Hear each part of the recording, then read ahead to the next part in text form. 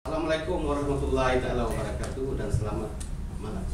Assalamualaikum. Terima kasih Saudara Sandy, rakan-rakan semua yang hadir pada malam ini. Tajuk saya hari ini ialah paling senang sekali, perut. Perut punca penyakit. Sebab apa? Tuan-tuan semua pun ada perut. Jadi saya kira tajuk yang paling mudah dan banyak tuan-tuan mengabaikan perut tuan-tuan semua. Sebab pertama, kita tengok sekarang ini banyak berlaku penyakit berjangkit, penyakit disebabkan oleh bahan-bahan kimia toksik, penyakit yang disebabkan oleh kecuaian kita kerana kecuaian kita mengambil makanan untuk mengisi perut kita. Jadi sebab yang pertama ialah keracunan.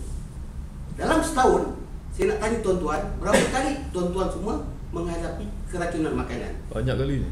Saya ingat banyak kali, betul kata saudara Idris. Banyak kali kita menghadapi keracunan makanan kerana terinfeksi dengan Racun. protozoa, bakteria, virus dan berbagai-bagai lagi punca yang amat berbahaya. Dalam surat khabar kita tengok di asrama banyak murid-murid yang mengalami keracunan makanan kerana penyediaan makanan yang tidak berapa bersih, penyediaan makanan yang tidak mengikut peraturan menyebabkan berlakunya keracunan makanan. Dari segi pengawetan pula, makanan kita banyak yang mengandungi bahan awet yang amat berbahaya. Untuk apa? Menyegarkan makanan seperti masih segar, terpaksa diawetnya untuk bertahan lama. Oleh sebab itu amat berbahaya kepada kita. Dan negara kita ini terlampau banyak makanan. Ada makanan Cina, ada makanan India, ada makanan Melayu, berbagai-bagai makanan yang kita boleh rasa. Roti canai, murtabak, nasi lemak, macam-macam lagi untuk memenuhi perut kita ni. Oleh sebab itu, banyak makanan, maka banyaklah penyakit. Penyakit kencing manis, darah tinggi, penyakit jantung dan sebagainya. Kerana kita bebas mengambil makanan dan kita tidak hiraukan perut kita ini. Patutnya kita jaga perut kita ni. Kerana perut kita ini yang menjadi punca segala penyakit. Betul tak perempuan? Perut punca segala penyakit. Betul.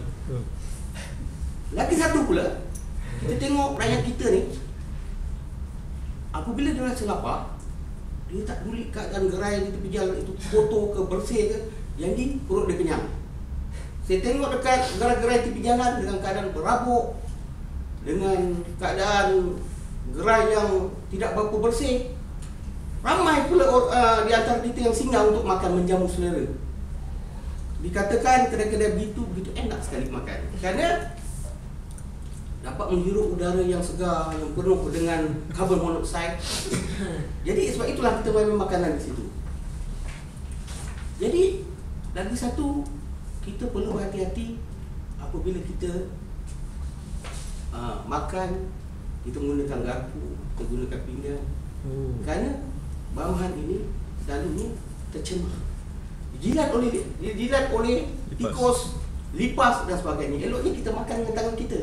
Kita cuci tangan kita seberapa bersih. Mula-mula kita bersih macam ni. Kita bersih dengan sabun, buat macam ni, lepas tu mengambil masa 2-3 minit, baru kita boleh menjamah makan kita dengan menggunakan tangan. Kerana tangan ini, dia mengandungi asid. Setiap tangan, kita mengandungi asid. Asid ini akan membantu dalam penghadaman makanan. Sebab itu, apabila kita sentuh makanan itu cepat basi. Kerana bukan mana tangan kita tu mengandungi bahan-bahan bakteria, protozoa, bukan. Tangan kita itu mengandungi asid. Sebab itu makanan tu cepat basi kalau disentuh. Saya tengok penyediaan makanan pun tidak berapa bersih. Banyak pendatang asing yang tidak mengambil imunisasi. Kita terdedah kepada penyakit-penyakit seperti hepatitis. Sekarang hepatitis satu penyakit yang begitu menular di kalangan kita. Dia boleh menyebabkan berbagai-bagai penyakit seperti kanser hati. Kerana hepatitis ini perumahan dari hati. Dia berak kencing kat situ, akhirnya kita mendapat kanser. Lagi satu saya tengok, mak-mak yang sediakan makanan ini tidak menutup kepala, tidak menutup mulut, dan mereka batuk begitu selamba depan makanan dan mereka meludah kemana saja. Jadi tuan-tuan fikirkan. Kerana menurut kemampuan perut kita. Jangan tuan, ada satu cerita, saya nak bawakan cerita ini kepada tuan-tuan semua. Ada satu cerita di sebuah kedai mamak, satu orang pelanggan memesan roti canai. Wah, pelanggan ni pun tak sabar untuk menjamu roti canai yang pada berapa begitu enak sekali. Tiba-tiba roti canai di depan pelanggan tersebut. Pelanggan tu, bau tai lah. Roti canai ni bau tai. Macam mana roti canai ni bau tai? Dia pun panggil Mama, ini roti canai bau tai lah. Ya kah? Cuk, betul bau tai. Rupa-rupanya pasal bau tai. Dia pakai cincin. Najis tu terlekat dekat cincin tu semasa dia masuk dalam toilet. Ini cerita benar tuan-tuan. Bukan saya cerita lawak, cerita benar. Semenjak hari itu, pelanggan ni tak pernah makan lagi roti canai kerana masih teriang-iang bau tai tersebut. Betul tuan-tuan. Lagi satu, siapa di antara tuan-tuan suka makan ulam-ulaman? Saya ingat semua suka makan ulam-ulaman. Sebenarnya ulam-ulaman ini banyak mengandung cacing. Kalau tuan-tuan tengok di bawah mikroskop, bergayut-gayut cacing di sayur-sayur tersebut. Oleh sebab itu, apabila kita makan ulam-ulaman ini, perlulah kita basuh dengan air garam. Kerana air garam ini mengampungkan segala cacing-cacing, protozoa-protozoa ini, dan kita buka dengan air pipe yang mengalir, insya-Allah segala cacing-cacing ini akan mengalir keluar daripada sayur tersebut.